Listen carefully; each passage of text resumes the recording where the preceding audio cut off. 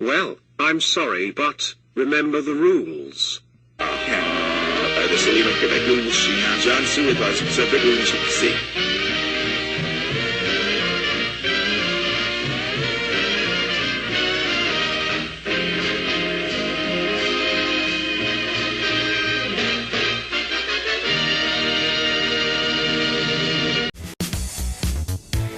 It's a psycho's house. Leaves you confused. Gotcha.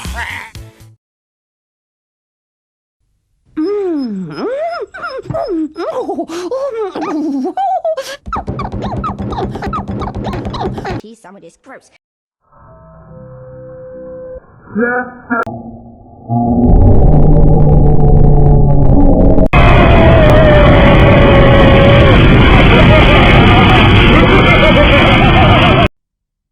Tuesdays are excellent. Hovis chicken salad rolls. Excellent to the max. Trouble is, Deirdre Sims always wants to swap with one of her dry cheese sandwiches. Gross. Except I have to be nice because she helps me with my maths homework. Miss Penny's 30 and how are you supposed to concentrate when she's got that thing on her neck? Gross. Anyway, I'm going to be a TV weather girl, except I'm not very good at talking. Hovis rolls. Get something good inside. Ooh, I love it here at the beach. Me too. Great chance to check out the men. Would you look at the legs on that? I was never keen on the Latin type myself. Now this is more like it. All muscle. This one with the medallions coming over. Shh. Ladies, I think I've got something you'd like. Oh, yeah? Ooh, Walker's French fries. Yes, ladies. Crispy potato sticks. Our favourite. Thanks. Did you see? He had no trunks on. Walker's French fries. Once you've tried them, you'll stick with them. Poo. Bottom. Bra. Bogies. When the witty conversation starts to drag, give them a break with peanut butter and banana in slices of fresh white Hovis. Things will soon start to pick up again. Belly button. Knickers. Pants. White Hovis. Get something good inside.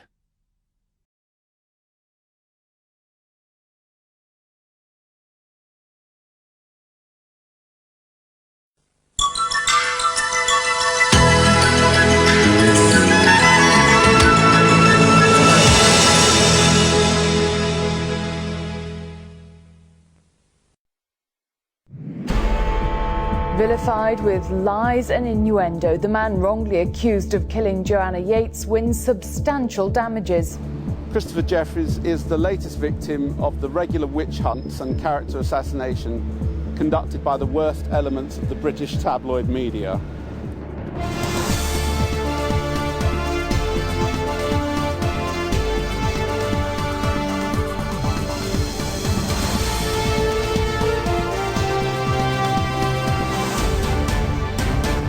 This is the ITV News at 5:30 with Rachel McTavish. The Attorney General said clear rules had been breached as the papers indulged in a feeding frenzy around an innocent man. Also on the programme this morning, 1 week on, Norway begins to bury its murdered innocents, united in love against hatred. Making the difference between life and death, how aid is bringing hope in the Horn of Africa. And a royal knees-up as Zara gets married to rugby star Mike Tindall today. Good morning and welcome to the programme. The landlord of murder victim Joanna Yates has been awarded what's thought to be a six-figure sum in damages from 8 national newspapers who admitted libelling him. 2 of them, The Mirror and The Sun, have also been fined for contempt of court. After Christopher Jeffries had become a police suspect, the newspapers shredded his character with falsehoods and gross innuendos about his past and his private life. He was eventually released, an innocent man, and the real killer was caught. Here's our crime correspondent, John Clements. The headlines were sensational, the allegations relentless.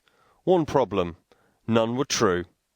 Those reports have now cost Fleet Street at least £500,000. The disappearance of Bristol architect Joanna Yates gripped the public. I saw Joanna Yates that evening, no.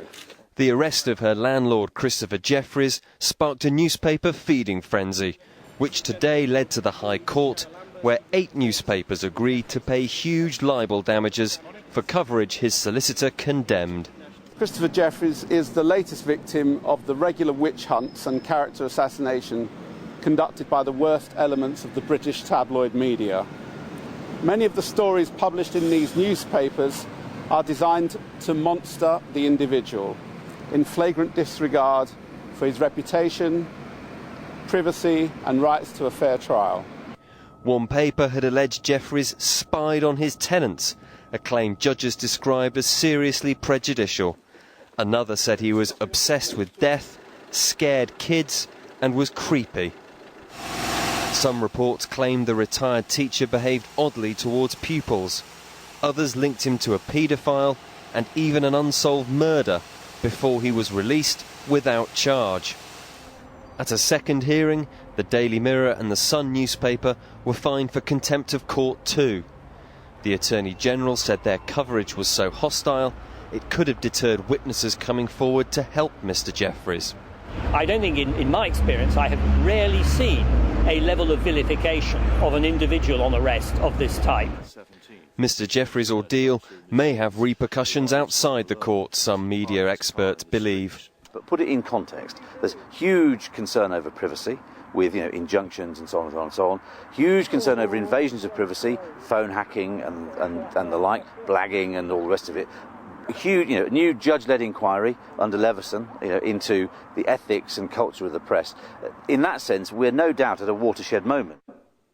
Well, John joined us last night from outside the High Court to tell us of the implications from both the libel cases and the contempt of court ruling. At the High Court, his solicitor condemned the coverage given to him by British newspapers and suggested that this kind of monstering, as he put it, should form part of the Justice Leveson's wider inquiry into press ethics and culture, which is going to start in September. 2 newspapers, The Sun and the Daily Mirror, were found guilty of contempt of court at the same time. One of them planned to appeal.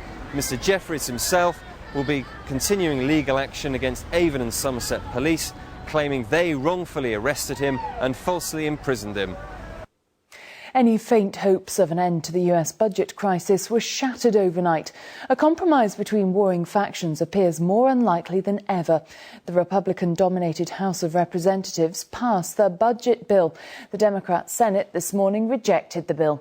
That's hardly good news, with a deadline looming by Tuesday. Failure to meet the deadline may have catastrophic consequences for not just the US, but the world economy. This morning, Democrat leaders in the Senate warned of a long weekend ahead. The proposal that I put forward is a compromise. We changed it even more today. We would have changed it more, but as I indicated on the floor, we had no one to negotiate with. They're very good at saying no. They're not very good at laying out a plan that can actually pass. And instead, what do? They just filibuster. They say you can't proceed to a bill and vote on it. They say that they are going to force us to delay and delay and delay until we get up to the deadline. The country's in crisis. This is not a time for politics as usual. Well, it all confirmed that President Obama's latest appeal to compromise fell on deaf ears. White House sources are telling US TV networks that he's prepared to meet his Republican opponents over the weekend. Our Washington correspondent Robert Moore reports on the US political battle with real consequence for the rest of the world. The president is a virtual spectator to the paralysis gripping Washington. For as Congress fails to act, he is reduced to commentating on a broken political system. If we don't come to an agreement, we could lose our country's AAA credit rating. Not because we didn't have the capacity to pay our bills, we do, but because we didn't have a AAA political system to match. A mile away on Capitol Hill, the atmosphere is poisonous as Republicans and Democrats try and reach a deal on a budget that would also allow America's debt ceiling to be raised. No matter how long Republicans delay, the deadline will not move.